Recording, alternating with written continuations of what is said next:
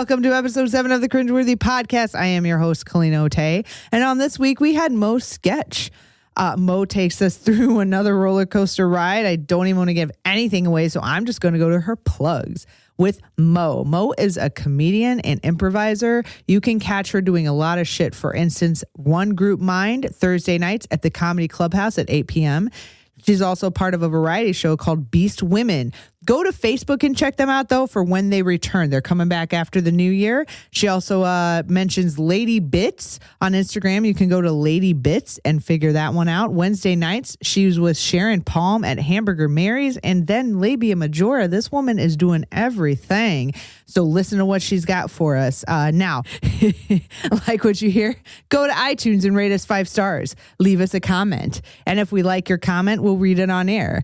We likely will read it on air because we don't get that many comments. So just go ahead and comment on us, guys. I want to read your comment on air. The other ways that you can support our show are go to Facebook at the Cringeworthy Podcast, Twitter at CringePod, and Instagram. We are hashtag Cringeworthy Podcast, or just download us wherever you listen to podcasts. Also, think you've got a pretty fucked up thing you want to tell the show, but you don't know that you want to be on the air? Email me at cringepod@gmail.com. We will read it, and the story that gives us the most shivers will send you a bottle of Malort to play with at home. But why? Well, listen to the show and find out. Here we go with episode 7, Mo's sketch.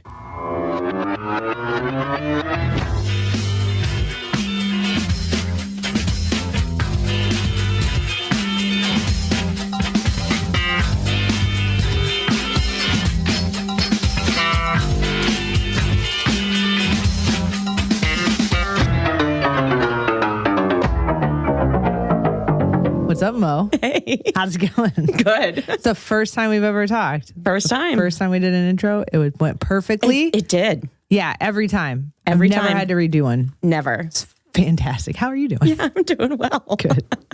Mo is here with us this evening to do some cringy stories. But as always, we need to get to know her first. Mo, I don't know. Literally. I've literally put this out on Facebook. Somebody be a guest. Mo's like, I'll do it. I'll do it. I was like, great. Let's do it. Yeah. This is the first time I'm meeting you in person. Yeah. So tell us about you. I know you do comedy. Yeah. I know you do Shithole, right? Yep. I've done Shithole a couple times.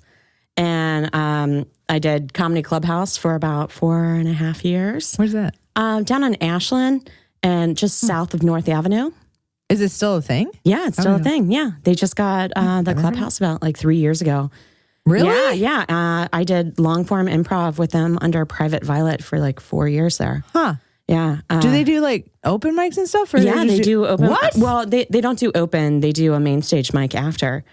Yeah. What? Yeah, Michael. I've never heard of this place for some reason. Yeah. Wow. He does long form improv. Yeah. Oh it's my kind God. of like the alternative to your main 3 of like Second City, Annoyance, and IO.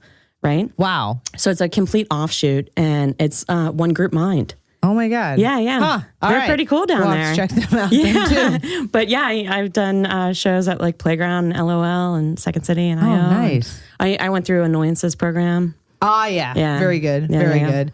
I took some classes at Second City writing. Oh, not comedy. fun. I don't think I'll ever take comedy classes. I Yeah. don't know why. It's not that I think I'm like, I don't need it. It's just I'm like, no, I don't. Nah. I'm a bad I don't want to student. pay for it. Yeah, I paid for my class and then I didn't go like the last 5 because that's what kind of a student I am. And I knew it. I was like, this is why I'm paying for this class by myself because I'm not wasting my parents' money like I did in college and just not fucking Your do parents had things. money. That's so sweet. Not really, and that's what's sad. I squandered it like a stupid fucking no. How many- smart ass kid. How many siblings do you have? I have 2 that I grew up with, but 3 total. The third one, she was like estranged for a long time, but the 2 I grew up with, so Yeah. they did fine. Yeah. They did like. Are you an oldest, youngest, or middle? I'm middle. You're a middle. Okay. Yeah. That's why you. We were just like we Spent just all their itch. money. We're just like, right. We don't feel like it anymore. Yeah. Like, I'm a youngest, so. oh yeah. yeah. So you get to watch us fuck Look up and at go me. like, Mom and Dad, aren't you glad I'm not like her. or him or them? Them. That's like how my my mom was just like, thank God. Yeah. Like, oh, come on. I was Yeah. but like I've never been without direction. It's just sometimes the direction shifts immediately to a different direction. And then later you find out, I might have an issue that causes me to do all this shit. Maybe if I get on, look, this medication's really good. And now I'm in therapy. And now look at me achieving things that I set my mind to. Oh my goodness, I'm so mindful. Whereas before I was like, I mean, I kind of did it and it felt good, so let me try something else. I'm the youngest of four. Okay. Four girls. Yeah. Oh, see, I had a brother. My youngest was a brother. Yeah. So we don't hang out. Yeah. We don't have a good relationship. My family's all down in Cincinnati. I'm the one that got out of town. Me too. Yeah. Me too. I was like, I'm out of here. I got hit by a car, like rear-ended. I was like, as a person? No, your body got hit my by a whole car? body. Oh, No, God, thank God. I was in a car and I got rear-ended by an enterprise worker, right? And then I got front-ended by my sister's company car, all in the same week. They totaled out the car twice, right? And then all my shit got stolen out of it. And then I was like, F this shit. I'm going to go audition down in like Memphis. So I get this PT Cruiser because an enterprise worker had hit me. So I got a free PT Cruiser back in the day. That was really cool. I was going to say either it was or they just gave it to you and it was like, well, it's a free car. It's a free car. Like, take this PT Cruiser. You're like, okay. Yeah, okay. So so I make my way down to Memphis. I'm like doing all these freaking auditions. I'm a trained actor. Nice. You can't tell. Good job. Yeah, right? You're doing I got a great job. Shakespearean certificate. I could tell. Yeah, you could tell. I could tell them.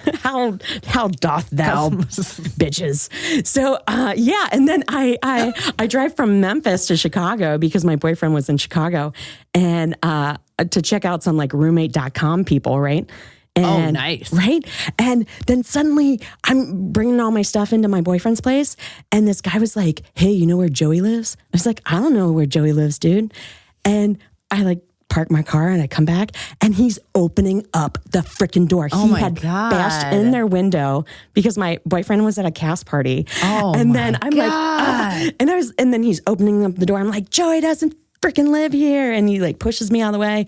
He takes like all their laundry money and buys a 40. This is in Logan Square. And like, that's where I live. Yeah. That sounds very good. Okay. Yeah. This was back in 04. All right. And my boyfriend, now husband, comes back and he's like, what happened? I was like, oh, it's so crazy. Guy like broke into your place. Anyways. For 40 money. All right. Like, for 40 money. And like, I don't know. I think at the end of that robbery, it'd be like, I mean, he needed it. Yeah. It sucks. I'm going to have to wear these clothes again for another week. But that's actually... he was honest about what he was robbing me for. I mean, he had the 40 on like Milwaukee I do like when they this. picked him up. And he was like, oh man, they caught me. Like, you couldn't wait to get out of Logan Square?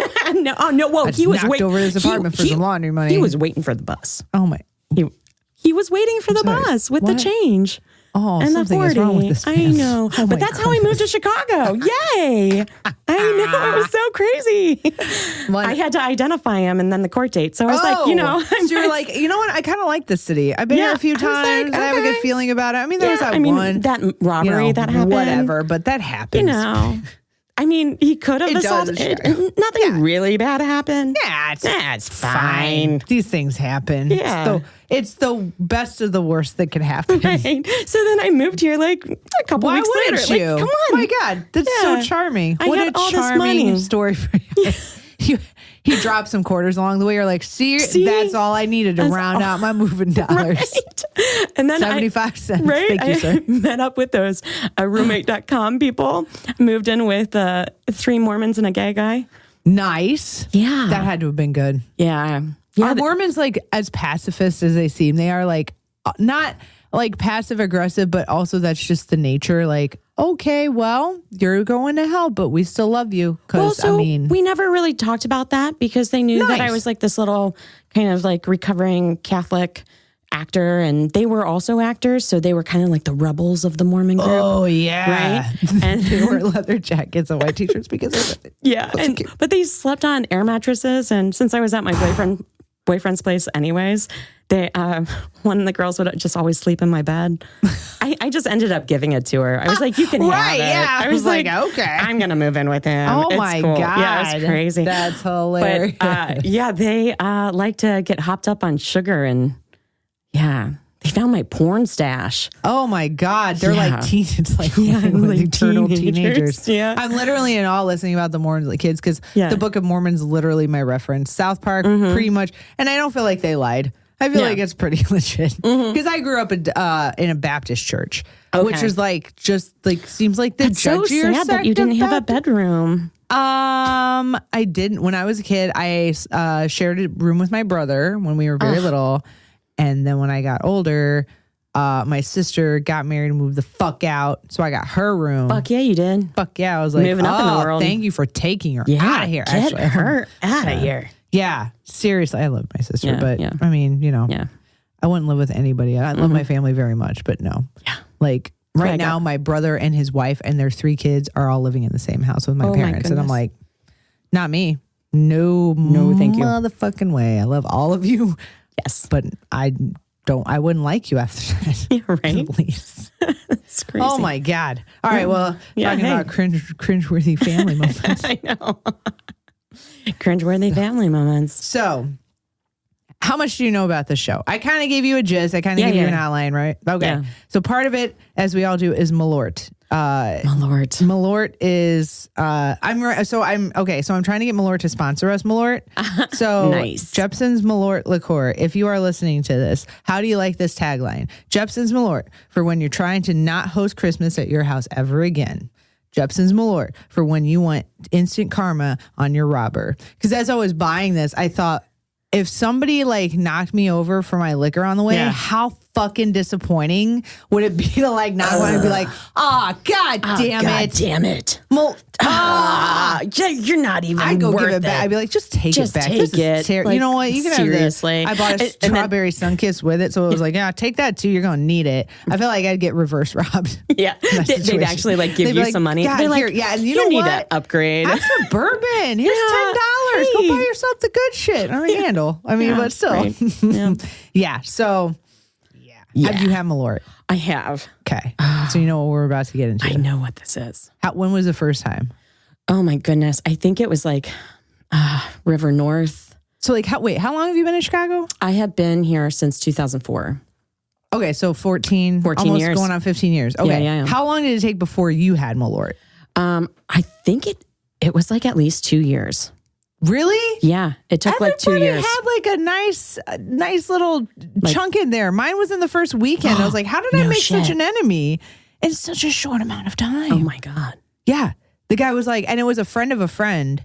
Oh, he's not a friend. It was my friend's friend, this person who decided to like meet me and then treat me like shit within the first evening. And so gave you Malort. Yeah. He goes, oh, you never had it? I said, no. He goes, you'll have to have it. And I was like, oh, okay. He's like, it's a Chicago liquor. Like it's made here. I was like, oh, cool. Mm-hmm. It was not cool. It was a very mean thing to do. So uncool, dude. It was very uncool. So I never spoke to him again. Also worked out that we didn't really know each other anyway. So hey, why not? Yeah, why not? So we're going to take these little shot glasses of this. Tasty. Oh, it's not though. So bad. And it smells bad. Oh, I can't. I don't even want to smell alcohol. it. Like, rubbing alcohol smells better. I would rather shoot it. Oh my God. All right, Mo, thank you for being on. Cheers before we get into this. Oh, Jesus. Not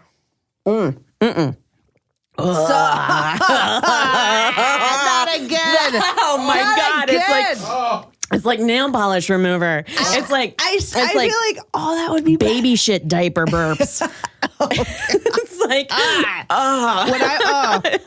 when I was little, one of the grossest combinations. I hate Pepsi because Pepsi and pizza bursts to me tasted like. Oh God! Oh gosh! It sits so hard on the back of your throat. It's like it won't go away. I mean, do you think that they didn't have taste buds when they made this stuff? Or either that, or he was like, "Fuck everybody! I hate everybody in this stupid town." Yeah, I'll go to.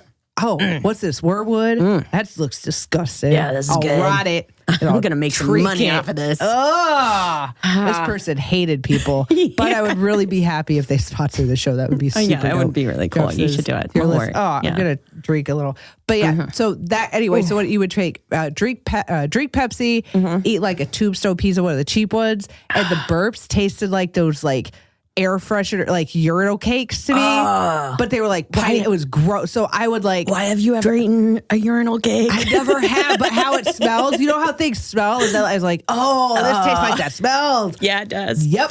That's what it was. Do you think it smells like Malort around the Malort factory? Like kind of like the chocolate one, like down like West Loop. Do you think that it like gives out an odor?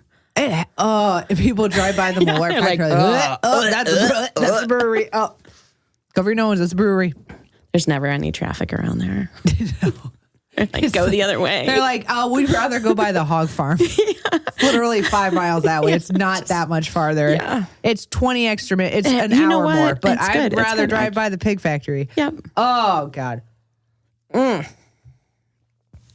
Wash it down with a nice Miller Lite. Listen, whoever will sponsor the show. Yeah, or like Daisy Cutter. You know, Daisy Cutter. Half Acre. Yeah, Half Acre. Aren't you? Well, you're not in Chicago, but so they're not in Chicago, are they? Half Acre? Aren't they like? Are they close? Yeah, they're Chicago. No shit. Half Acre wow. is a Chicago. Look, beer Chicago, company. This is the thing. I knew it was the right thing to do moving here. Yeah. They make everything. We got dispensaries. Where are you from? Coming. So I'm from downstate Illinois.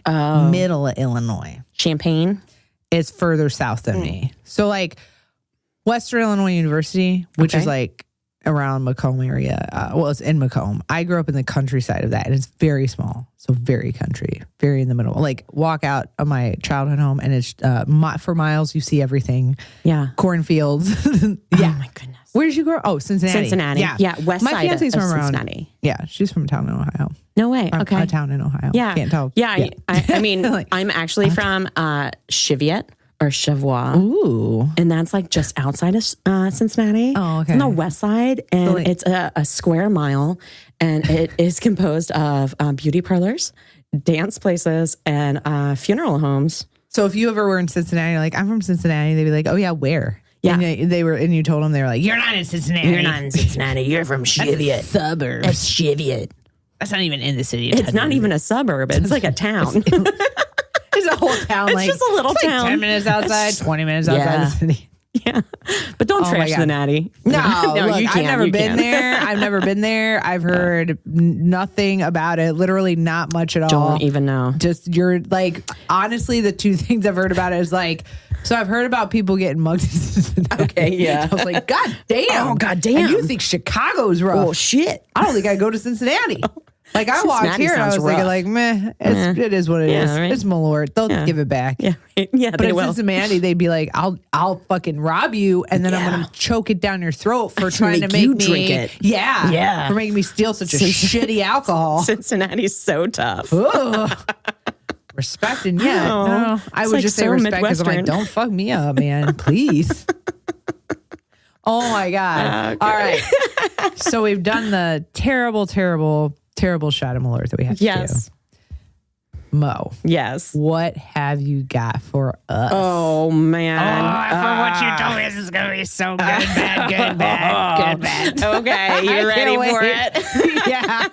Okay. Everybody. And you listened to episode 5, the one we just aired, which I'm not going to talk about. In case you haven't heard it, you should go back and listen to it. So you know what we opened with on that. Yes, I know what you opened with on that. And it made me start to rethink about what I was going to say, but I'm going to say it anyways. Yeah, look, do it. I mean, that was like, oh no. Yeah. I feel like my face froze for a minute and I was like, move, you have to talk. You're the host. I'm like, but I don't know what to say. You're going to. Oh, that's gonna happen dear again. God. Okay, so okay. All right. So like super light topics, like pregnancy, so fun, so beautiful. Yeah, so beautiful. Wonderful. Yeah, my husband and I have been married for 6 years or so, and a year after we were married, we decided to get pregnant on Valentine's Day. Nice. Right. You got pregnant on Valentine's Day? Well, like soon after. We talked about it. Good job. Right.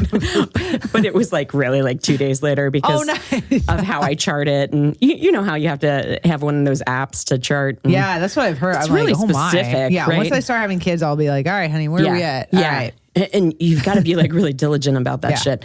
So, but I was trying not to get pregnant for 10 years. We had been together 10 years before that. Oh, wow. So like we like really, I felt like we dodged a bullet all this time. We were really just like, bobbing and weaving. Yeah. And then we talked about it and we were fucking pregnant so quick. Damn. I know. I was like, oh my God, we're so fertile. Fate was like, we just been waiting for this. I know. I was like, oh shit. Baby. Like, baby. Did we even have sex today? God damn. Oh, God damn. No, he always laughs because I kind of pulled a Lebowski on him. Big Lebowski, right? Yeah. I threw my legs up in the air. Ha! Nice. Yeah, he's like, oh yeah, oh shit, we're really doing this. And it worked. Really? Oh, damn. Yeah. So, it worked. Hey, I mean, there was a lot of sex that whole week. But, yeah. But, consistency. That's right. Right, yeah. You got to stick to itiveness. Right, That's what it is. And I had just started this temp job, and I was like, oh, fuck, I'm a temp, and I'm pregnant. Shit. Oh. Right? Because when you're temping, you don't get any benefits or any of that. So I was like, oh, how's this going to go down? But anyways, I was an office manager for like this West Loop law firm. Ooh. I felt really proud of myself because I was a trained actor with, and I'm like landing the office management job. Yeah. I'm like, hell yeah. Someone's going to firm. Yeah. Someone's going to pay me money to do this. It's great. Yes. I will sell out. Hell yeah. Mm-hmm. So yeah. I started that, and then 3 months later, he offered me a full-time job. Fuck yeah. Yeah, because he's like, Mo, you're so fucking rad. We want you on full-time. And I was so excited because I was just like outside of my that 12, 14 weeks, which is bullshit, by the way. Yeah. Can we just like kind of talk about that? Yeah. Because like once you get pregnant, it's so exciting. You want to tell everyone, and you should. Yeah. So the whole like waiting period outside of that first trimester, fuck it. Really? Tell people. Yeah. Really? See, I'm nervous. I'm a very nervous person. I'm very superstitious, even though I try not to be. But that's one of those and I don't know why. It's not, I don't really think it affects anything. No. But it's just like one of those things where I'm like, I don't know. But what if we tape? What if we test it? Oh, God. Right. And of course, like, you're saying, it doesn't fucking matter. It doesn't fucking matter. It doesn't. I mean, like when we were even doing our pregnancy tests, I will tell you this though, get the not pregnant ones because the lines can be faint and they can be like confusing. What? And we had to run out to CVS and get those not pregnant ones because it was just, we're like, is that a line? I don't know. Where's the directions? No. Because it was that's annoying as fuck. Yeah. So those are expensive too. All those pregnancy tests are expensive. Jesus. Why are they making money off of this? Seriously. Anyways. With condoms should come pregnancy tests. You should actually start rubber banding those together at like the health clinics. Right. Like, look, just in case. This one's 99.9% accurate. This is one too. So if this one fails, this one's probably okay. Yes. Some also, ovulation. it's not pregnant, so you can't fucking tell. So you can't fucking tell. Yeah. Right. And, different languages. I'm sure that there's like I don't know the Spanish word for pregnant to you. No. Oh. Anyways, there's a joke there. Damn it. I know. I was like, I know. My bilingual friends would know this. Shit, I shouldn't have done all that stuff before. No, I'm just kidding. I took like 6 years of Spanish and I went to Chile for our honeymoon. Yeah. And I said, no hablo inglés. And I was just like, that's not right. No. And everyone's like, oh, thank God. You're like, in Spanish. And you're like, I don't know. Wrong one. No. What's the one where that's all I speak? Only English? Oh, I sound so American. Okay. So he's like, oh gosh, Mo, you're such a great office manager. Here's this job. And I was like, fuck yeah, I'm pregnant. And he was like, well, that changes everything. What? Yeah. Right. For the good, I hope. Oh, is it? Fuck you. Such a dude. What did he do? Did he take it back right away? Yeah. He rescinded the offer right away. What the fuck? Yeah. And then 2 weeks later, hold on. Let's call him Steve. Okay. Hold on. All right. Steve. Yeah. Steve. Yeah. Some lawyer in the West Loop named Steve. Yeah. Got a lot of lawyers to knock over. There are so many lawyers. Yeah. And then 2 weeks later, he's like, you know what, Mo? You're such a great office manager. It's just really too bad that you're pregnant. And I was like, oh, Steve. What? Right? Oh my God. He's a lawyer. Don't they have HR? Don't they understand how you cannot say? That's why he thought it was okay to say this shit. Oh, yeah. I was like, dude, I'm your HR. I'm now filing a lawsuit against you. Oh my God. Yeah. Here's my grievance. Take you back. Yeah. Okay, let me process this. Yeah. I was like, okay, Steve. Well, you're a really great boss. It's just like too bad that you're discriminating against me. Right? For real. You're a terrible human being. Such a fucking asshole. Wow. Yeah. No, it was just like, he even came in and he was like, hey, my friend Tad, the recruiter Tad, he's like, he told me not to hire you because you're pregnant. I was like, are you really saying all these things to me? Like, seriously. Do you want, like, hold on, man. Yeah. So wow. then. No respect at all. Like, none. Well, he had a very small law firm. Yeah. And it was all boy club. The only woman that worked there as an attorney, he married. Oh, God. Yeah. Dumb. Right. Listen, lady, that was a terrible idea. Oof. Really hope you lawyered up on that one and got a good old freedom. So we're going to call that now. Like, whenever it's ridiculous, like, did you lawyer up on it? But you don't really know what that means. Right. Did you lawyer?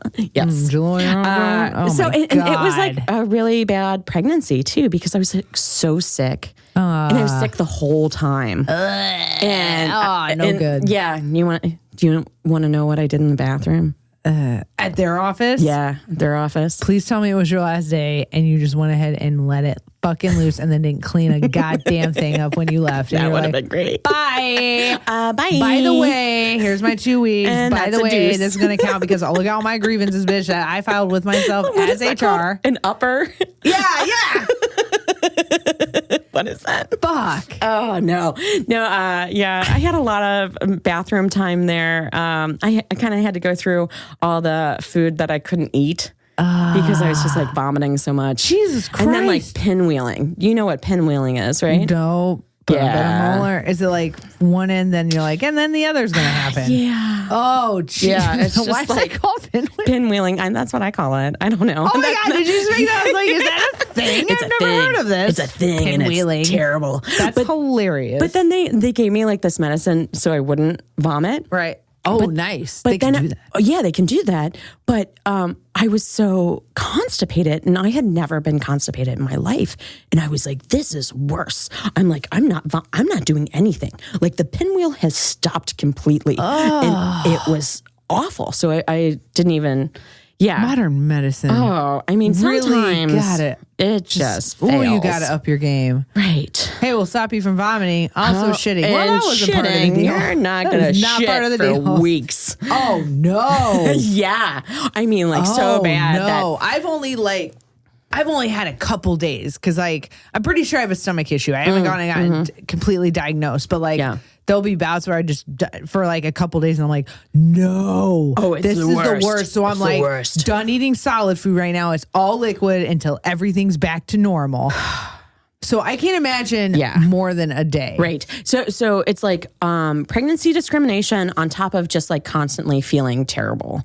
Right. And like, we would drive down to work and I'd be like, oh, babe, pull over. And I'd vomit outside the car door. And I was constantly, I had a backpack full of clothes because I didn't know if I would like have to like change all of my whole outfit. Oh my God. Because I would have like a pee pad down because there's just a lot happening. From what I've heard. Okay. Yeah. If you want to get pregnant, just know. I do not. You do not. No, it'd be be my wife. Yes. If that happens, if your wife wants to get pregnant, just I'd be like, kind of give her like worst case scenario. I can't handle. I know me. I am a giant fucking wiener about that. So I can't do it. Your body changes so much. Yeah. I don't want to.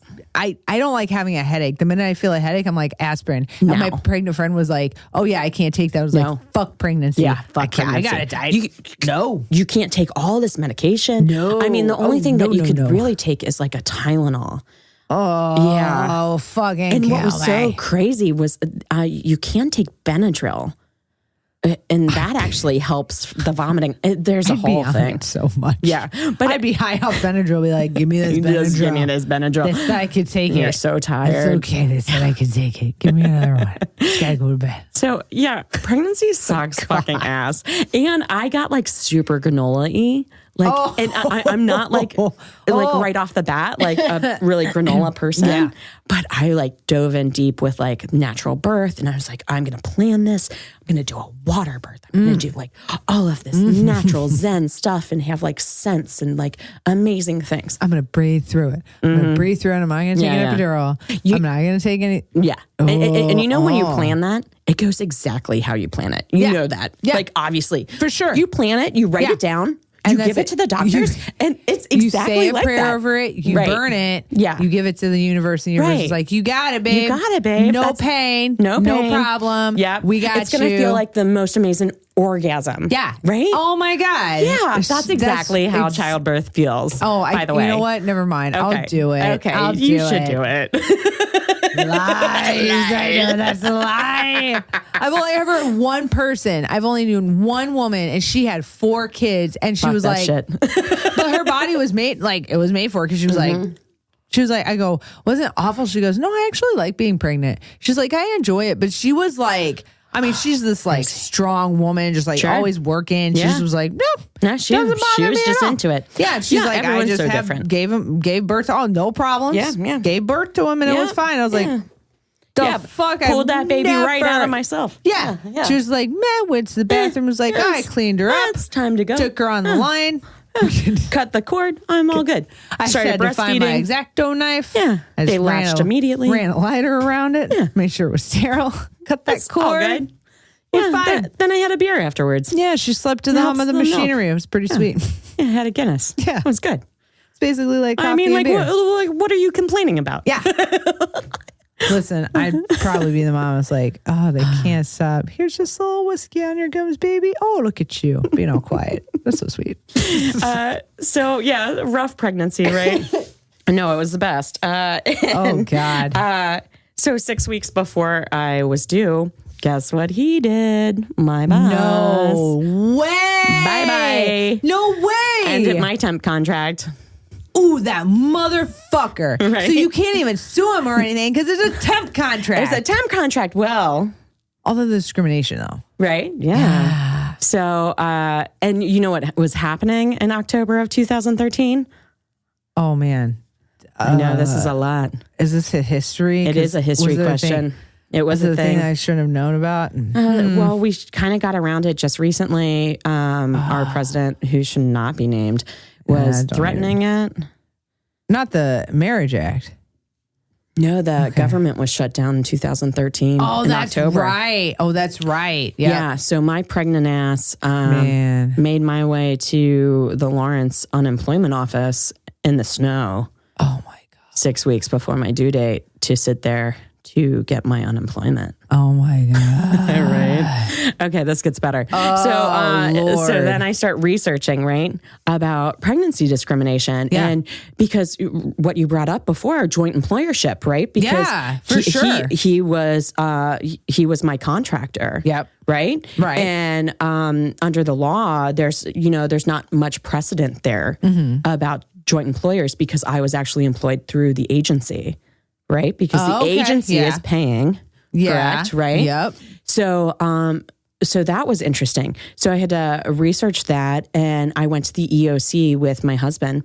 My husband's also an actor that turned into the legal field and is an extremely smart human being. Fuck yeah. And went with me to the EEOC, and we sat down, we filed a complaint. And they were like, oh, you don't meet the threshold for a federal case, because they had less than 15 employees. This is the educational part of the podcast. Yeah. Oh my God. No, I'm really learning. I'm like, literally, this is very fucking interesting. Yeah. So unemployment, ridiculous. right? Then EEOC, and then they're like, well, we can file this claim. And once you file a claim in EEOC, it also opens up a joint filing with the Illinois, with the state. Okay. So, but we didn't meet the threshold. So, but they gave us 2 or 3 other jurisdictions, which we would meet the threshold. So, because there's a lot going on here, Sue right? this motherfucker. Right. I was like, where can I sue this motherfucker? Show me just which one do I go to sue his ass? Yeah. So there's the Chicago Commission of Human Relations. Okay. There's the Cook County Commission of Human Relations. Okay. So as long if discrimination happens within the city or Cook County, depending on which one you go to, you can sue in that jurisdiction. And there is not a threshold for how many employees that they have. Right. Nice. And nice. Yes. And this is also the venue if you have a housing complaint or any kind of like other employment discrimination case on any of, sex, gender, race, religion. Yeah. That's the umbrella of the Chicago Ordinance. Awesome. It's called the what? I'm sorry. Chicago Commission of Human Relations. Chicago Commission. Wow. Guy, listen. Listeners, now you know. Now any you know. complaints, there you go. There you go. Write it again. And if you call them, they'll help you file it. Fuck yeah. And you can do pro se. You can represent yourself, so you don't have to have an attorney. Yeah. So guess how far along I was when I sued him in the CCHR. Well, fuck, you couldn't have been that far. You were 6 weeks when you went to unemployment. 6 weeks before my due date. So I was 34 weeks when I was fired. Guess how long it took me before until I sued him in the CCHR. So 5 weeks. You did it the next week. 4 weeks. Wait, 2 weeks. 2 weeks. Oh. Yeah. I was 2 days before I was due. Oh my God. 2 days before I was due, I filed a complaint with the CCHR. Oh my God. Yeah. So wait, when you don't have to do like an immediate court date, do you? No. So how that all works is you file a complaint, and with a CCHR, it's kind of like the reverse process of like a case in like Cook County. Okay. They do a whole investigation phase, and the other side does their answer. Then they investigate to see if it's like legit enough to go to hearing. So after that whole process, they sent it to hearing. And then once they sent it to that, there were lots of motions and responses and replies and the whole discovery period. Oh my God. That we can talk about too later. But now, guess what I'm going to dive into? Oh God. The birth story. Yes. 2 days before. 2 days before I was due. Did you walk out and be like, I'm in labor? I'm in labor. So I filed my complaint, and this is a little crazy offshoot story here. It's like a little fun, crazy thing. I went and I got my nails done because I was like, fuck it. I just filed my first complaint, and I grabbed my sister-in-law. It was like Veterans Day. It was snowing for the first time in 2013. Let's make it a girl's day. I was like, let's make it a girl's day. My husband got his hair cut. I was like, I found this Groupon. I was like 2 for 1, bitch. Dude. Right. And so we get to this nail salon, which I live up in Rogers Park, and we went to La Dorina's nail salon. Anyways, it was a Groupon. It was a no-chip Groupon. It was cool. Nice. But we got there, and the owner started saying some like odd things, and she like held my hands. Guess what she said to me? Oh, is it about the baby? Mm-hmm. Oof. Yeah. Oh, I can already tell. Can you feel that tone? Mm-hmm. Okay. Ouch. Yeah. Okay. I don't even want to say.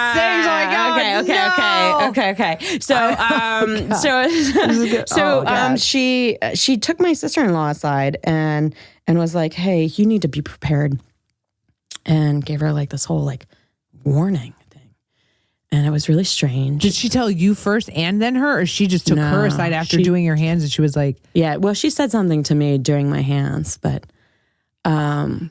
She said that someone very close to me has just passed away. No way. Yeah. And she called my child Mia Angelina. Oh my God. My angel. Whoa. Yeah. Yeah, right? Just from doing your hands? Yeah. What the fuck? What the fuck, man? So, okay, my Catholic ass goes into the bathroom and I'm kind of freaked out. And I'm like, what the fuck are you talking about? I'm pregnant.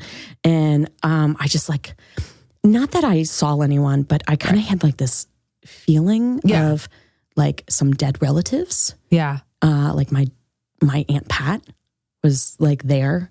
And I was like, oh, fuck, Aunt Pat, what's happening? I was like, what's happening to me right now? What? Right. And she put a blessing on my belly after she did my eyebrows. It was very strange. This was like strangest night ever. Like, and oh my God, your cuticles. Yeah. By the way, someone close to has passed away. And I'm like, let's get on those eyebrows. Let's get on those eyebrows. I mean, the shape is all wrong. The shape is all wrong. Shape is all wrong, by the way. Oh, by the way. So, oh my God. Right? So this happens. And my sister-in-law and I are like, well, that was the fucking weirdest freaking no chip mani-pedi that we've ever had. Why is it Groupon? Fuck that Groupon she keeps shit. giving these fucking Groupon, like readings and everyone's like, podcast. Yeah, Groupon. Listen, if you don't mind. Okay, just anybody who would just, yeah. or the people who do that. Listen, lady, if you want to come tell us, Jesus Christ. Yeah. No, well, you know what? I don't want to read me. I want to know. She was like, I'm a median. I'm a median to the stars. Yeah, this is what I do. Oh, they're all and medians. Just like, they're all medians to the stars. I mean, what stars are we talking about? I mean, Chicago's got some stars, but I don't know, like Cher. Cher came through and was like, listen. Cher's not even dead. No, she's not. I love Cher. I do love Cher so much. I have a lot of respect for that woman. So we have like this crazy ass night. And I'm like kind of like contracting and like it's very painful. There's like this thing called Braxton Hicks, right? Uh-huh. You know, it's kind of like I've heard of it. And fake labor. Okay, right? that's what that is. Okay. So it's like, okay. But like it doesn't like progress. It's just like kind of like amping up to it. Yeah. So, and we just, my husband and I, terrible. It's just so awful. I'm sorry. It's the most amazing thing. You should totally do it. So, 40 weeks, we go in and we picked out the name Olivia Rose. Oh, that's a good name. Right. Thanks. And no. I know. So we go into the OB appointment, right? Now, did you start contracting after you left the nail salon? I was contracting at the nail salon. No fucking way. I was. Oh, that's so weird. It's fucked up. It's really fucked up. So weird. Yeah. So the big truth bomb, and I'm not even going to ask you what is going to happen next, right? Yeah, wow. Yeah. I'm crushing souls here. Yeah, we lost her heartbeat. Oh God! Right? Yeah. So we're in the office across from the hospital. So then they didn't tell us immediately. They just said something was wrong with the ultrasound. And we had to wait for our valet for our car. Oh, God. And then we had to like try to get into the parking lot. My husband's like, it's under construction. And then he's like pulling up. And then I'm just like tearing ass out of the car. And I'm like marching my ass up to triage. And I'm like, fucking find my child's heartbeat. God damn it. And they couldn't. God damn. Oh my God. I'm crushing you. Wow. Should we do another shot? Almost. I'm like, let me open the early times. We're just going to early time it before. Let's early time it. It's just this time. So here's like, go ahead. I totally like, I am one of those, I totally believe in that shit. Like, I don't think like everybody has it. I don't necessarily think that people who have it like flaunt it. Mm-hmm. I think if you have it, you just have it. And listen, no offense. You guys are great. I don't want to meet you. I hope to God, because I feel Stay away from y'all me. Have shit to say. Like you can't keep it in because it's your job. Right. But don't tell me. Stop, median. Don't tell me. Don't touch me. I don't want to. Yeah. Don't grab my hands. No. I'll get my nails done somewhere else. I'm like dancing around the medium. Like, it's lava. Right. The medium is lava. The medium is lava. And that's kind of how my sister-in-law felt because she was the first one to the hospital. And then, you ready for this? Oh, God. Guess what the nurse told her?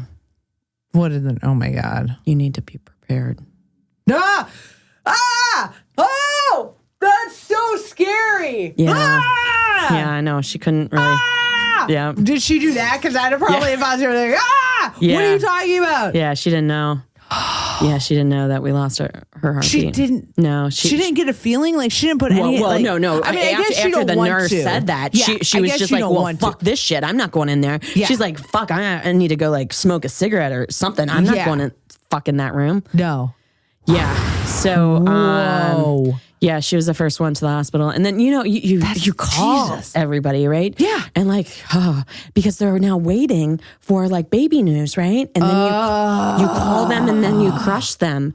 So much of this is about the other person and not about you going through it. It's about taking care of everyone else, right?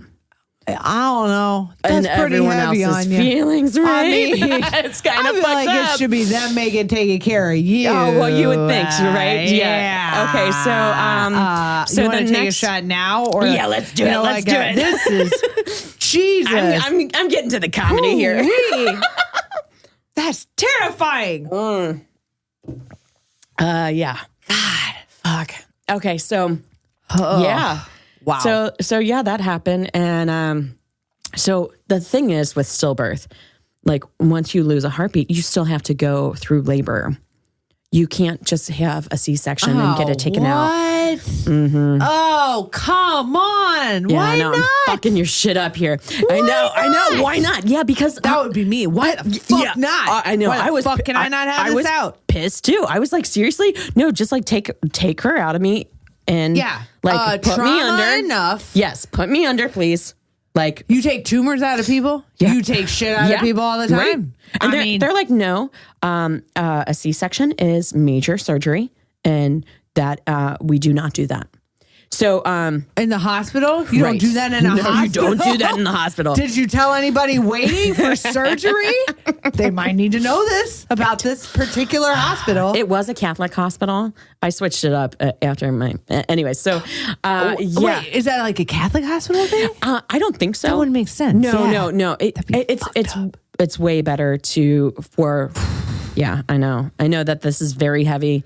But me. I'm taking care of you. I'm taking care of you. I'm looking at you like Jesus. Right. So my whole family came up from Cincinnati.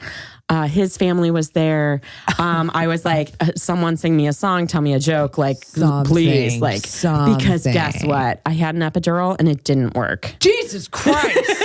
And it was all she back couldn't labor. see that. She couldn't have touched you and saw that part. Like I know, like you're gonna feel all of this shit, is gonna be bitch. bad. Also, do you want the worst news or worse news? I mean, yeah, exactly. It's not just. Right. I'm not feeling good things. Yes. Just gonna say, let's take care of those eyebrows. Right. I'll tell you in a second. After we get those eyebrows done. Right as I'm pulling it off, by the way, this is what's gonna happen. Mm-hmm. So like 33 hours later. 33. Yep. And you are such a lovely person. Thank you. I can't imagine there's anything in your life that has just been like, you know what this warrants to mow? We're going to get it. Like, God damn it. Why does this thing not happen to really bad people? It should happen to the bad people. I know. They looked at my husband and I and they're like, God damn it. It always happens to the good ones. You're just like, shut up. Shut up. I'm going to go rob a bank after this. Well, I'm going to get to that. I didn't necessarily rob the bank. It wasn't a bank. I mean, it wasn't a bank. It was, something. I'm pretty sure the cane was just for looks. Yeah, I mean, we did have masks on. She couldn't run, but she didn't try because we kind of knocked her over. But it's fine. It's fine. I mean, she had Malort. I gave it back to her, and then gave her a few dollars. I dropped it back down like here you go. And told her like drink a Daisy Cutter instead. I'm going to take the bag, but that was a bad choice. Don't do that. Here you go. So God. It came time to push. You ready? Do you want another shot? Maybe. God damn. Yeah, I'm still in the thick of it. What's our time here? Okay. Yeah, okay. So it came push time, right? Yeah. It's like 3 a.m. And I'm still in triage. Normally, you go to triage and then you get out of triage and you like go to your room. And like normally with normal births, you're moved around. Yeah. But we stayed in the same room. And I kept saying, I'm strong like bull. And singing The Most Beautiful Girl in the Room Fantastic. by, Flight of the Conchords. It was kind of nice. Oh, nice. Yeah, yes. yeah. Get it out there. A little comedy stuff. Yeah. And so my husband and my mom are on either side of me, and it's push time. And pushing is just like, kind of like visualizing pooping. Yeah. Because it's like that same kind of feeling there. Okay. Yeah. So everything's got to be loose. Yeah. Everything's coming out anyway. So yeah, everything's coming out anyways. But I had nothing in me because it had been 33 hours since I've eaten. So we're pushing, and she gets stuck. Oh my Jesus Christ. She gets stuck. What the fuck? Yeah, on my pelvic bone. Oh my Lord. Right. I know. Oh my God. It's called shoulder dystocia. This is now the educational Why the fuck spot not? again. Yeah. Oh my God. Why the fuck not? Because, well, what I learned later, because she was in rigor, right? Yeah. Yeah. That's why she got stuck. Right. Right. Whereas most babies kind of like meld and mold through you. Wow. Yeah. You still with me? Oh my God. We're getting to the comedy part. Like, you ready? Aaron, I need another ML. Yeah, let's shoot this up. Oh God. Okay. So the moment that she got stuck, right? So I see white. Like just that, the pain, right? Oh yeah, I mean, yeah. you have the epidural hasn't worked. The so it's not like hasn't worked. It's all back labor. I feel everything. Oh, it's fucking God. nuts. And no wonder you're an atheist. I would be like, Yeah, if I was, I'd be like, fuck you, dick. Yeah, right. Everything happens for a reason. All those shitty things that people say to you. That's because you impregnated an underage woman, and then you couldn't even go tell her yourself. So you're using a fucking angel to do you. Bitch. Yeah. So everything happens for a reason. Right. My ass. Oh God, she's in a better place. Yeah. With God, with your who ass doesn't exist. Hopefully, if she was, she'd be like, "Fuck you, dude." Yeah. And here's why: brought my laundry list. I'm a baby. I'm a so baby. You can't fucking kick me out either. So. Gotta listen. Yeah. Gotta listen. And they're like, well, I mean, was that baby baptized? then you're going to go to purgatory. Here's the thing. Did someone splash holy water on your head? Trying to get into God. It's like the secretary's like, I don't know. I don't know. I mean, God's you were been on the busy for list. you were next. Did you step away? Because I gave you there's a range for those. Like you can't go in the parking lot. Did you go in the parking lot? I know that you don't talk yet. But yeah, so she got stuck, and so then I understood why women bear down or bite wood or leather, because I understood in that moment. I was like, oh fuck, I need to bite something. Did you connect with the Civil War? I did. I was like, is this the shit you guys know? I know. I was like, holy shit. I'm gonna get drugs after this. All y'all had was whiskey. Right. So I took my mother's hand and I was biting my mom's hand, and she's like, did you drop blood? A little bit. She's like, Mo, you can't bite my hand. You can't bite my hand. And then she gave me a wash rag, and I bit this wet wash rag. It was nuts. So of course they try to do the vacuum, the clamps. They try all of that stuff, but then they have to go in shoulder, elbow deep, right? Okay. I've seen it. It was not for these intensive purposes, but okay. So it can happen. So now my OB is elbow deep into my vagina and dislodging my child that is now still in rigor, and pulling her out of my body. God, and this is dramatic. What I say. Do you know what I say during this moment? You got that. Listen, from what you've been doing so far, this has got to be good. Yeah. So I say, this fisting is terrible. Now I know why I'm not a full lesbian. Wow. Why I've never been with a man that has an extremely large penis. And then I'm like, no, baby, your penis size is perfect. No, but honey, it's fine. You're fine. You're very well. You're good. You're large. He's large. You're not this large, but you're large. Yeah, you're not elbow deep large, but come on. Yeah. You're not forearm large. I mean, come on. Wait, what are we talking about? No one heard me. Yeah, there's a dead baby here. I have an epidural. Oh my fucking God. So I just yeah. So that was that moment. How the fuck? Yeah. And then get this. I hemorrhaged. So, why not? Yeah, why not? Why not? Why you know not? what? Why not? Literally everything why not? that could have gone wrong with the situation. I gave them my plan. Not? I gave them my birth plan. I wrote it down. I told them exactly how I wanted this shit to be. You lit the fire. You threw the lavender in. What the fuck? Maybe where's my hydrant? Where was the lavender from? Where's the lavender from? Yeah, I know if it's from this northern hemisphere, but if it's from the eastern, that's the one you wanted. Oh no, did they give you the northern one? Oh my God, that's probably what happened. That's probably what happened. Jesus. So yeah. So then a code was called, and I had 20 some doctors run in. And a coat on you? Yeah, because I was I'm bleeding out. I was bleeding out, like literally bleeding out. And so what happens next? I mean... So, and what's really fucked up is that if they would have done the C-section, actually both of our lives would have been in jeopardy. Wow. Yeah, it's kind of mind-blowing. Fucking crazy. It's really fucking crazy. They stitched me back up. I'm okay. I come to. I'm good. Oh, so you blacked out. I mean, I don't see how you couldn't have. I mean, probably. You literally had like Civil War era birthing. And it was a 2-degree tear. I don't even know what that means, but my God. What does that mean? Okay. Do you know what do you know what a 3-degree tear is? To the asshole? Okay, so 3 degree correct.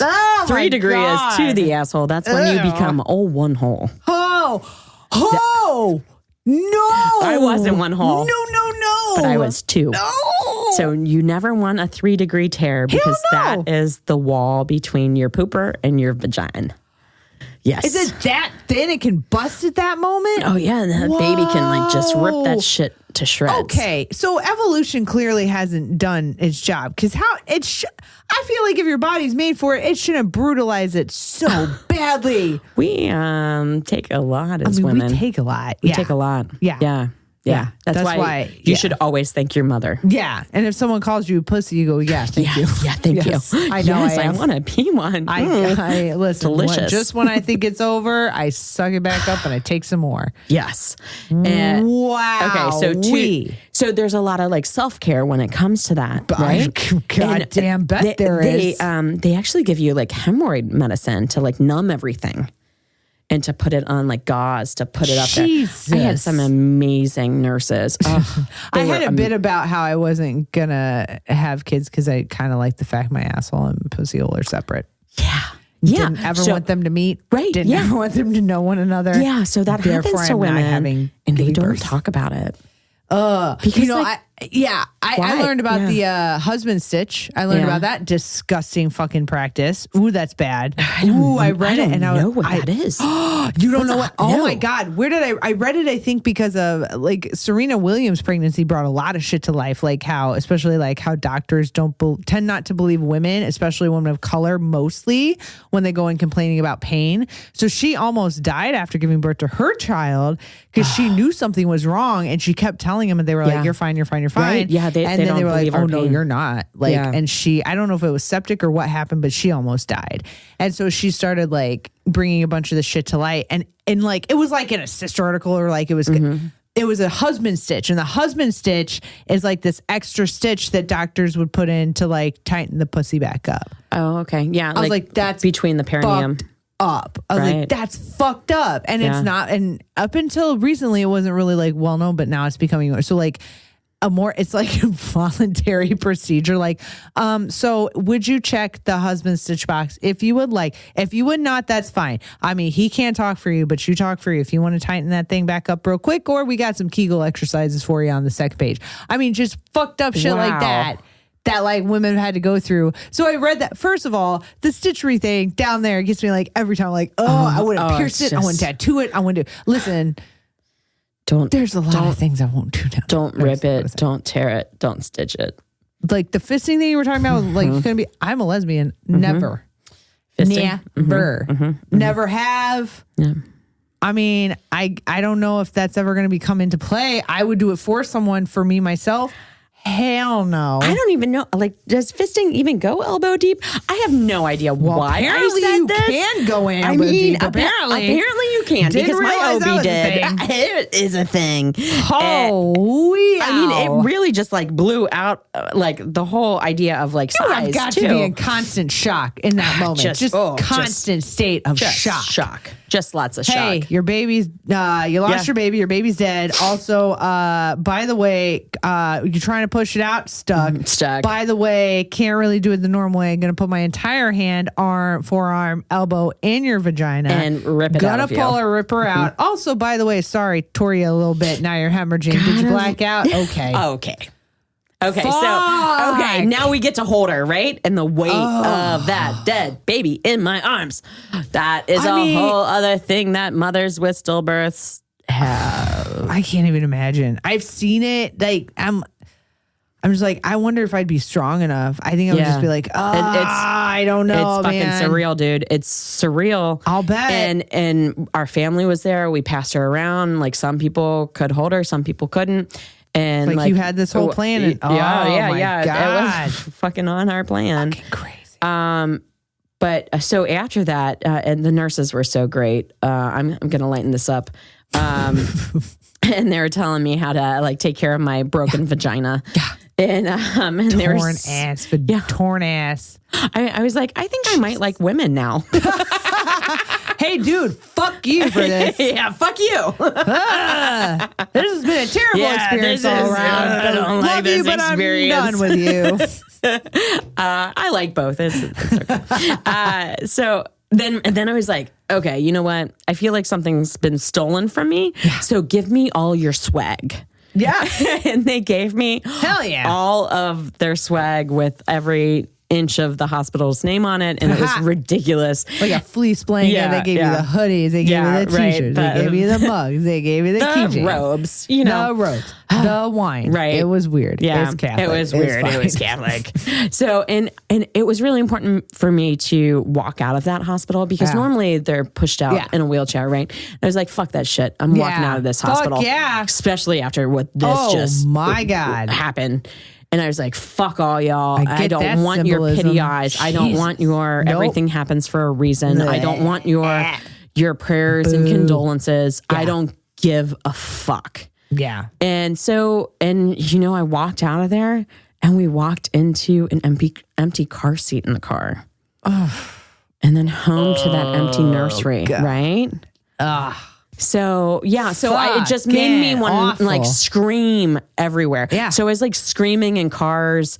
I was like driving around just to scream. Yeah. I just wanted to like shatter a plate. Yeah. Because just to feel that and like feel how broken that is. Yeah. And so that was like a really visceral thing. And I've got this pregnancy discrimination lawsuit.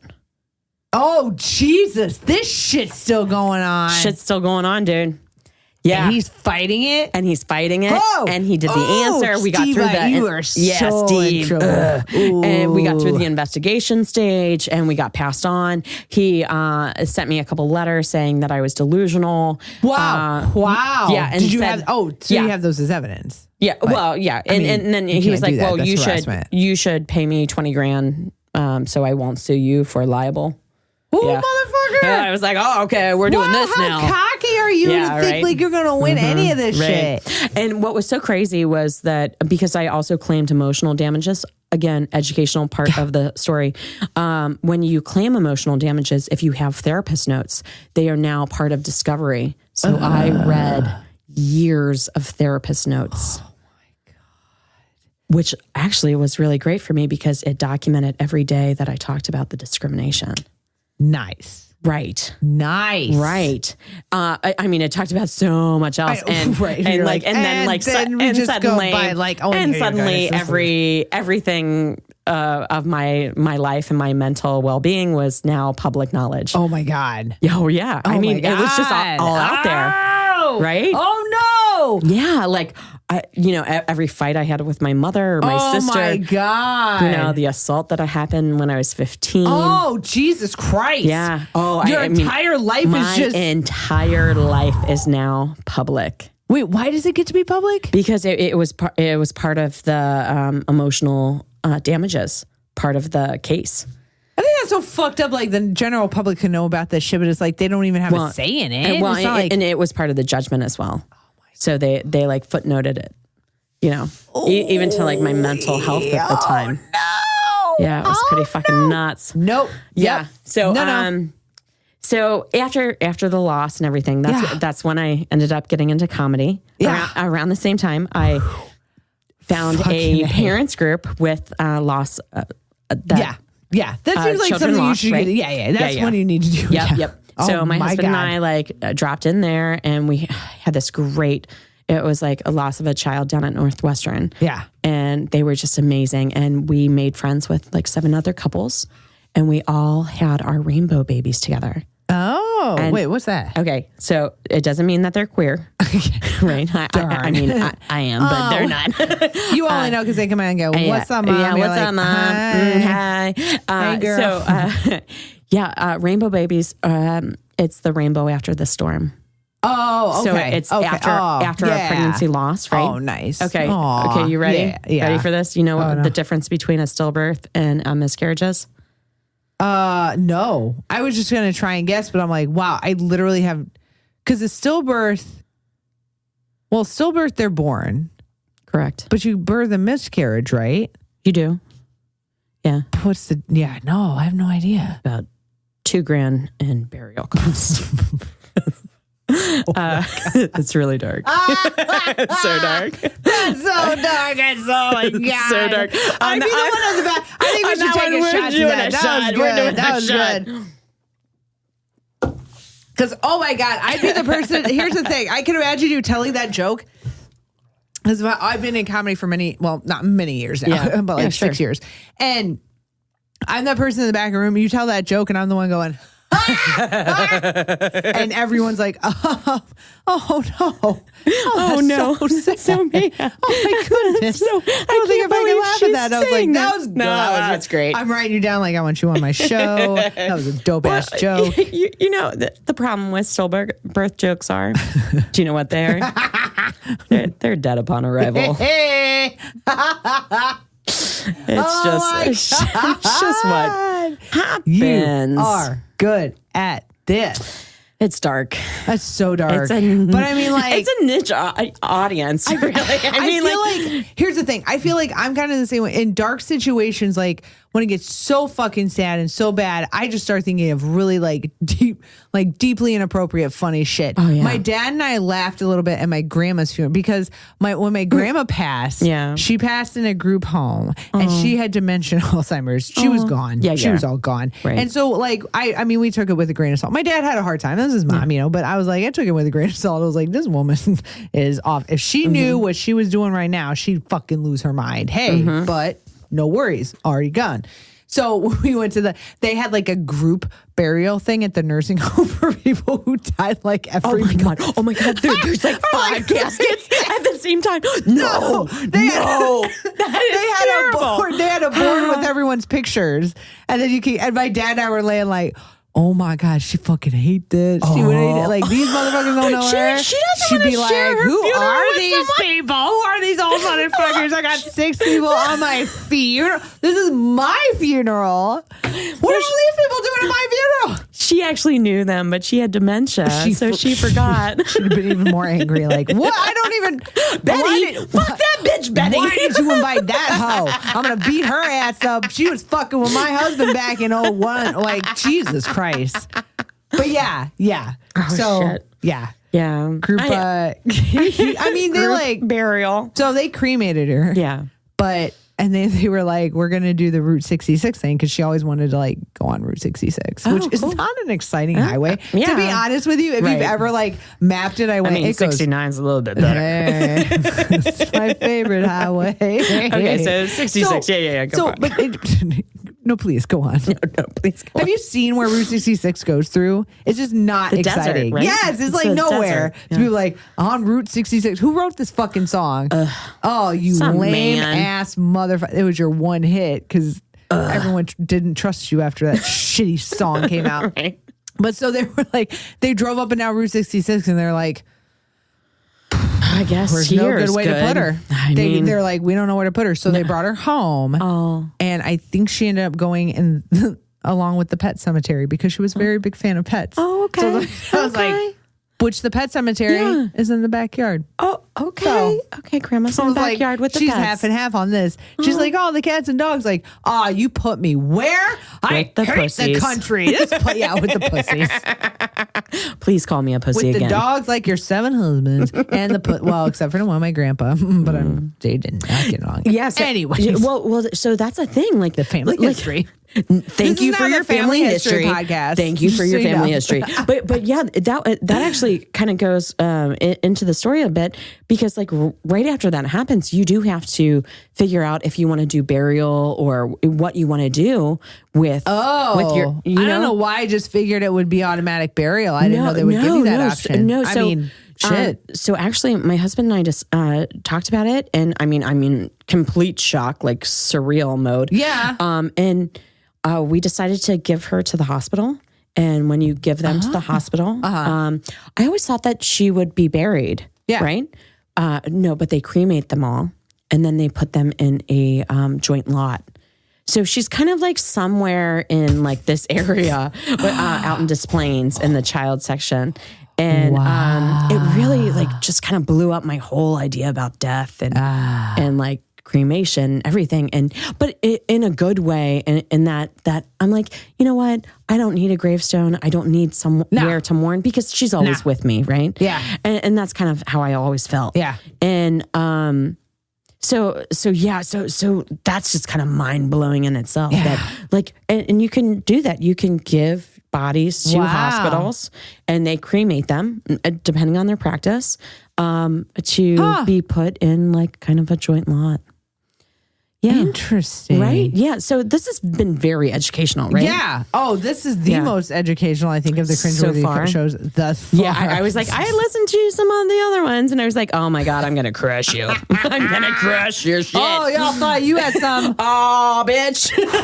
Let's do another shot, yo. Let's do this shit. So I haven't even gotten through. Because I haven't, just you know do what? it. We haven't, this is our first also drinking one, because, oh my God. Yeah. This is what you do when you talk about one. the fucking all this kind of shit. So yeah. So now let's just like go deep into the case, because now I've got like the parent support thing. I've got the comedy thing going. Right. Like I started One Group Mind just right after that with Michael Dalsay, and he's been amazing, and like did all the comedy stuff. And then the parent support group, my husband called it the Super Sad Club.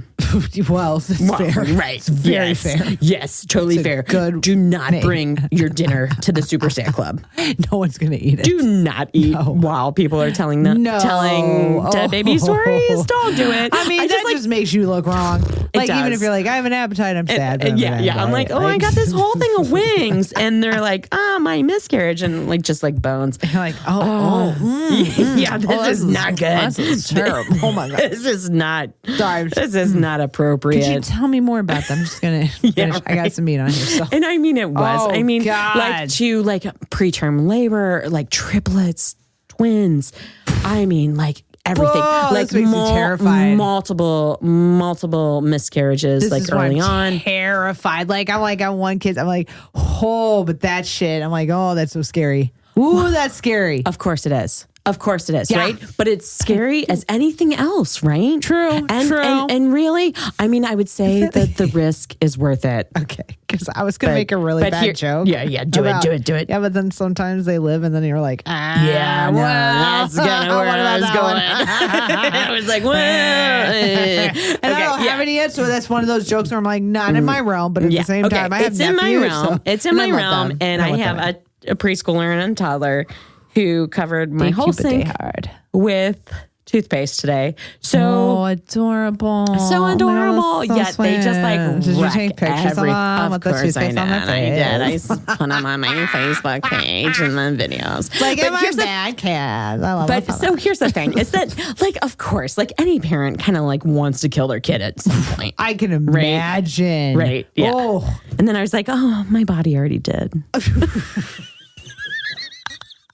I know it's so dark. Done it. Can't take another one. Done it. I'm sorry. I'm just going to do the one. I can't mess up my batting average here. You want to be the one that's I brought you into the, that's I cliche brought at you this into point. this Actually, world. I'm just going to, I'm going to have to come up with another one. But here's the thing is that like right around that. Such a good sport about it. I mean, I swear to God. Right here, between the 2.5 and 3.5 world, it's all about getting to 4. 4 is a magical, amazing age. So if you can get through like that 1.5 to 3.5 tantrums, because it's fucking hard as fuck? I mean, I'm surprised that there's so many adults out there because I'm surprised that all their mothers didn't kill them during that period. I mean, not even just in utero, but like in the preschool toddler period, like everyone should have been murdered at some point because it is intense. Those kids are rascals. No matter how good you were, no matter how amazing of a child you were, your parents were like, I want to fucking kill this kid. Yeah. Probably around teenagers is probably mine. I don't think they want to kill me, but they're like, does somebody want to take her for a minute? Like boarding school? Or like I'll sell her. We'll do boarding school for a minute. Boarding school or like with my teens, just give her away for a little bit. I have boarding schools lined up for when they're teenagers. Yeah. Depending on how it goes. Yeah. And like if they're decent, dope. If they're not, I'd be like, listen, I love you. I'll see you in the summers. I'll see you over Christmas and Thanksgiving. I'm just like, when do we really need to see each other? Like seriously, because here's the thing. I'm a stay-at-home mom and I chose this life. I totally chose this life. After my whole law firm career did not go well, right? No, you know, listen. I was like, I'm gonna choose to be a stay-at-home mom and like celebrate these beautiful babies. And Kate was amazing. Oh, that was the thing. Okay, this was the thing for me. 6 months after, because they do tell you to wait 6 months or up to a year, depending if it's a C-section or a vaginal birth, right? Fair. So we had to wait 6 months. We waited the 6 months, and of course, we waited the 6 months, and bam, we were pregnant again because we're that fucking fertile. Yeah. Right? All right. I know. Come on. Yeah. And that big dick that my husband has, right? Oh, he's got such a huge dick. Such a giant dick. Not as big as an elbow length, but come on. It's pretty, it touches the elbow. It touches. I mean, like, tip of the elbow. I was lying before when I said any of that other shit. You said just the tip, and I mean it. I mean, he's well endowed and he's beautiful. He's an amazing human being. I love him so much. And we had Kate, and it was amazing. And it was like the best thing that I could have done at that time. Nice. But what was kind of weird was like having that thought, like, this is not Olivia. Yeah. This is a new person. Yeah. I mean, that seems like just like that seems obvious, but like when you go through loss like that, it's kind of like a thing that you go through. I would get that. Of like, oh, this I'm not replacing this person. This is a new person, and that's going to be cool. Yeah. And it was cool, and she's so great, and she's such a little chub, and she's so cute. And then we decided to do it again. 6 months after we had Kate with Penny. And Penny's a fucking rascal. Her name's Penny. Penny. That's so cute. Penelope Joanne. I was hoping he would say Penelope. I was like, please let her whole name be Penelope. PJ Sketch. God, so cute. Olivia Rose, Catherine McCara, Penelope Joanne. Catherine McCara. Yes. I know, right? PJ and Sketch. Sketch. So PJ Sketch. PJ Sketch. She's going to be a fucking writer. These cat. What do you call her? What do you call the middle? Oh, Kate. Yeah. Kate. Okay, she's so Kate. She's not Cat. She's like Kate Sketch. She's Kate Sketch. Damn, y'all got a dope last name too for famous kids. Right? They're gonna be something. Mo Sketch, Kate Sketch, PJ Sketch. They're gonna do something. I don't know. Well, actually, they are baby models, and they've already done. I mean, they've got resumes. My friend did 5-star. It's like this webisode. It's cool. Whatever. Kate did that, and actually, Penny is a Gerber baby. Oh my God. And VTech. Well, I mean, her mom and dad are actors, so of course. Yeah. I bet y'all got some cute little babes. Yeah. So now, like, fast forward, now I'm pregnant with Penny, right? Yeah. Okay. And I take the stand for 2 days because that motherfucking pregnancy discrimination case is still fucking going on. How many years? Yeah. This is 2 years? Yeah. Like 2-3 years in, right? What a piece of shit. Right. So I take the stand for 2 days. I'm pregnant with Penny. And I'm like vomiting in a side bucket. On the stand? Yes. Yeah. Yeah. I'm like, bleh. Yeah. Throw it in their face. Like, right. No, this motherfucker brought me to court. Hold on. Let me vomit because I'm pregnant with a baby. Again. Right. Well, and he was like, well, Mo, I mean, I had to let her go. She was going on leave. And I was like, my child died. Yeah. I didn't need to go on leave. You assumed that I need to go on leave. And that assumption is pregnancy discrimination. You know? Yeah. So you can't do any of that shit, bro. You can't do any of that shit. No. So it was really intense. And they brought up everything. They brought up my mental health. They brought up Yeah. I mean, they even low ass. Oh yeah, they even tried to even say like my last job I tried to sue, which I didn't, and they tried to like make up this whole narrative. It was just are they fucking practicing insane. Still that you know of? Okay, so I did get to dissolve his firm. Yeah, he dissolved his firm. Yeah, yes. He also tried to tamper with my witnesses. He called them before and told them not to show up. It's fucking crazy ass shit. Yeah. Well, he was a bad lawyer. That's a bad lawyer. I mean, he did insurance defense. Ooh.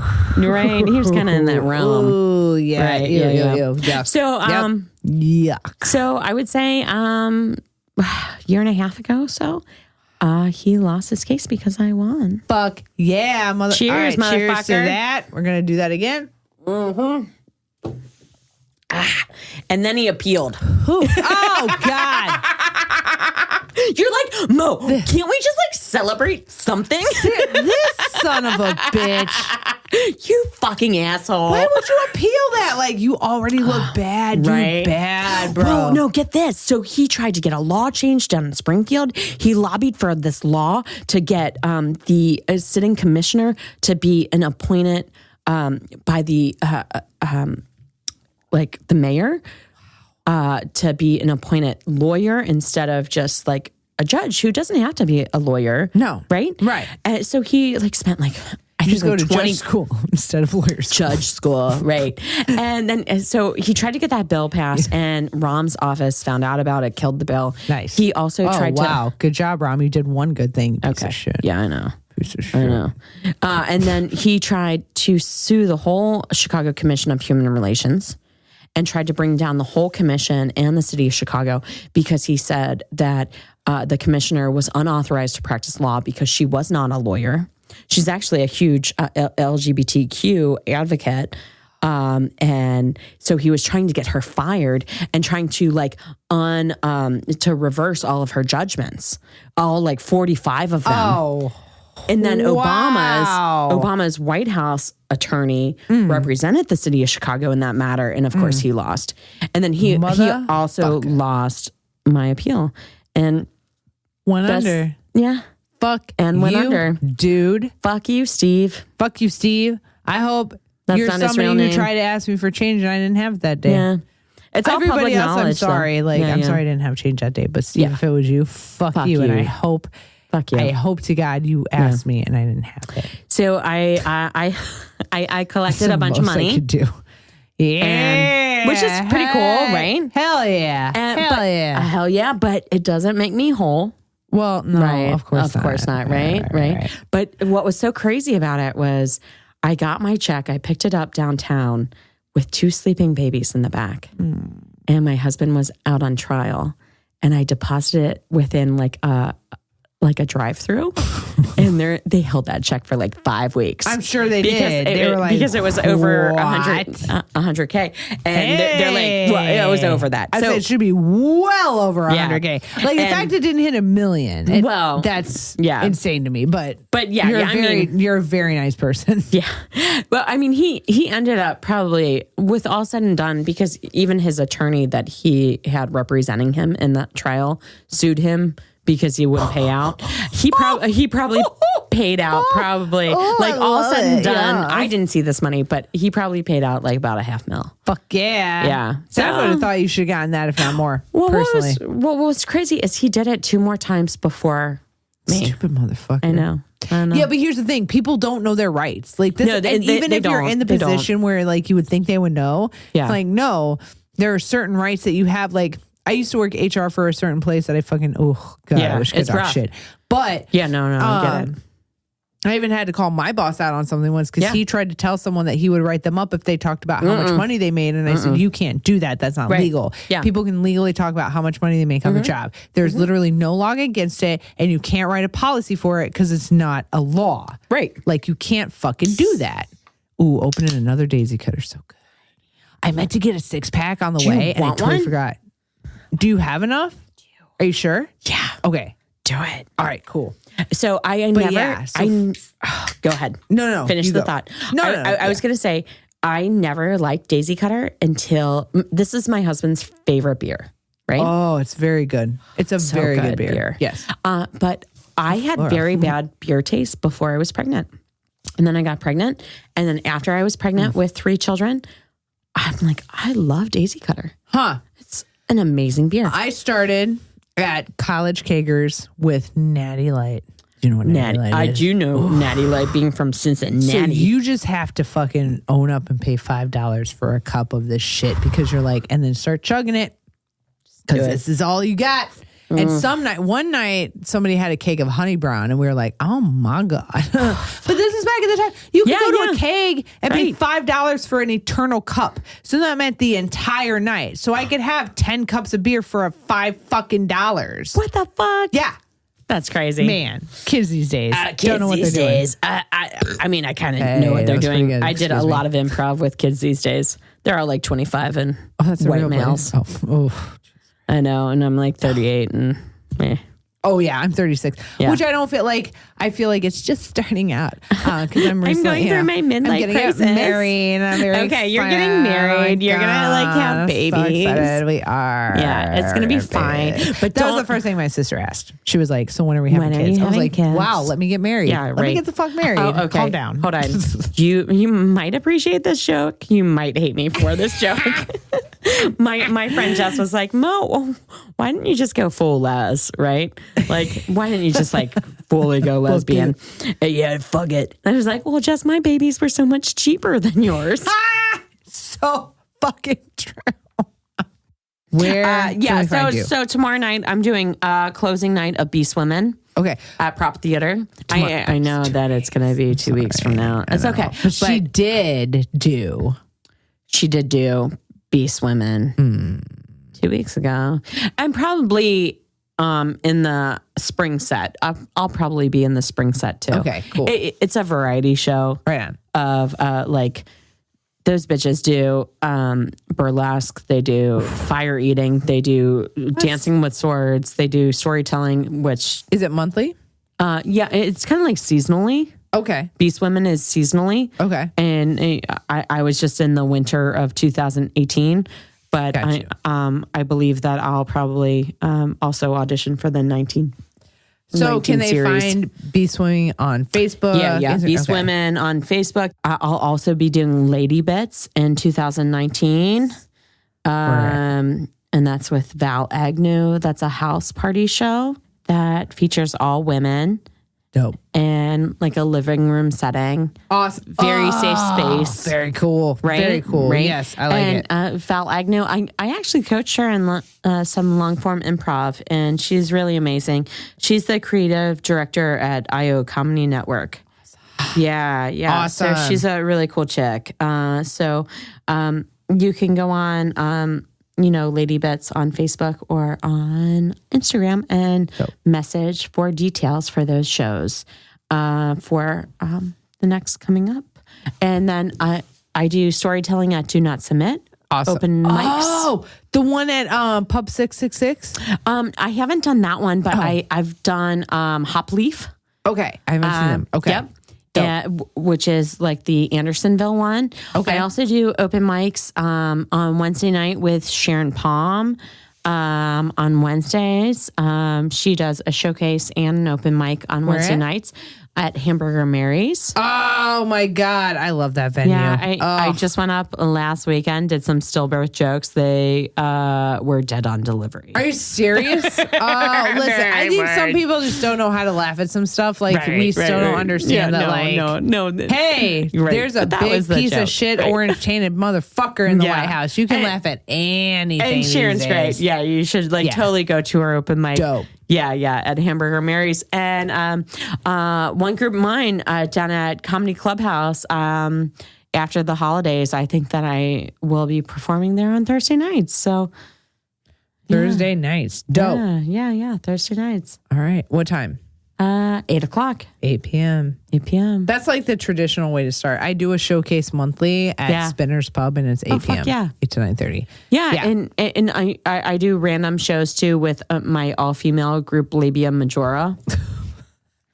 We don't talk about vaginas at all. But it's so We don't talk about vaginas at all. No, labia majora like bounces around between playground, IO, Labia LOL. majora. Yeah. Yes. Okay. I've also performed with Uncle Bobo. So yeah. Oh, nice. Do you know Uncle Bobo? No, but it sounds with good. Corey does too have friends on Sunday nights at LOL. Girl, listen, there's a lot of things. Yeah, there's a lot of things. There's a lot of things in this city I'm no a stay-at-home idea. mom. I don't get out much. I have too much shit I do. My day job. I do this show. Yeah. I do a showcase and I write. What's your showcase? So the showcase is called the Dive Show. Yeah, fuck yeah. So currently we are working on a calendar because I am a very good scheduler, it turns out. Yeah. So we're working on a consistent schedule. So like we have a showcase Sunday, but after that, we're not sure. So after that, we're going to do this. So after that, I don't know when our next show is going to be. And you're going to make me get an Uber home. I am going to make you get an Uber home. Mo's making me take another shot. To do another shot. She is going to get me an Uber home or I'm getting no, I'm just kidding. I mean, where do you live? I can't. Rogers Park. You want to go up to Rogers Park? No, I work in Rogers Park. Oh, you do? Yeah. Where? On Morse.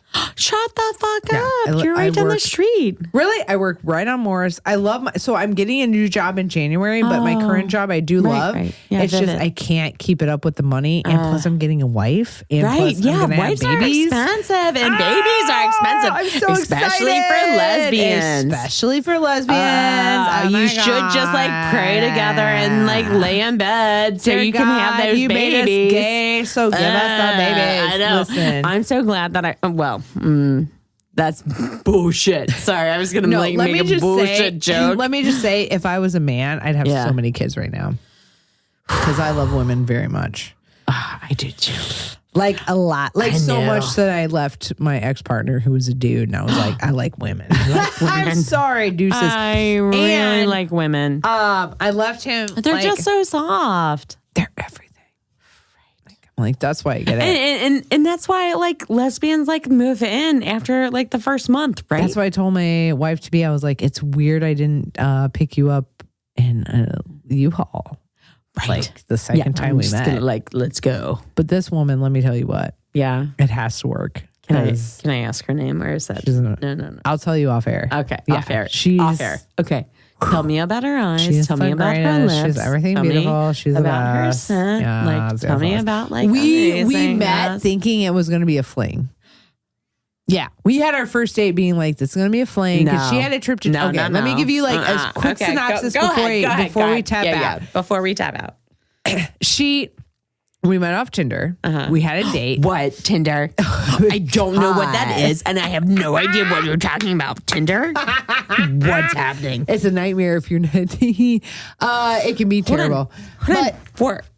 So we had a date. We had a date. A gay couple. A gay couple. That's why I tell my. That's why I tell my my hetero female friends. I was like, you should be gay because it's way easier. It's way easier on Tinder. On Tinder is way easier. So we met. We thought it was going to be a fling. She had a trip to China planned 2 weeks after we met. We spent most of the 2 weeks together. When she left, I was like, no, I can't let this one go. Like, she's so dope. And she thought the same thing. So we were texting and talking, and we've been talking ever since. And then we were joking about getting married. And then it just turned around to like, what? But my plan, my plan was like, I was trying to figure out how to tell her. Dancing in my seat. I was trying to figure out how to tell her I love her when she gets back. I was like, do I just show her at the airport? Like, what do I do? I was going to do a fold out, like all Love this shit. Actually thing. All like, what are you going to do? Yeah. Like, I was like, I need a grand gesture to tell her I love her. And then we realized we love each other. We want to do this life together. Let's get married. And I was like, I'm down. Fucking amazing. So let's cheers to that. So Mo, thank you for your episode. Thank you for sharing that fucking roller coaster of an emotional story. I'm just glad I didn't like bawl my eyes out. Thank you for also like encouraging the drinking, even though we drank way more than I thought, which is totally fine. We totally did. We really did. But it's been worth it. It was hot Cheetos. Cheetos, if you would like to sponsor us, I have some Cheetos fries. I pulled out because I was like, I have these for a snack. I ate the moon pie downstairs because I was like, let me try a moon pie. Turns out I don't get it. I love it's it not so great. much. But the Flamin' Hot Cheetos fries I love. I do have American singles in my bag, but that's for my eggs. And water. If water. And wants Daisy to Cutter. be If water wants to be a sponsor. If H2O could sponsor us. H2O can sponsor us. That would be great. Mo, thank you so much. One more shot. Oh, I hope I remember my Uber ride home. Y'all. Yeah, dude. Mo, thank you. And thank you for listening.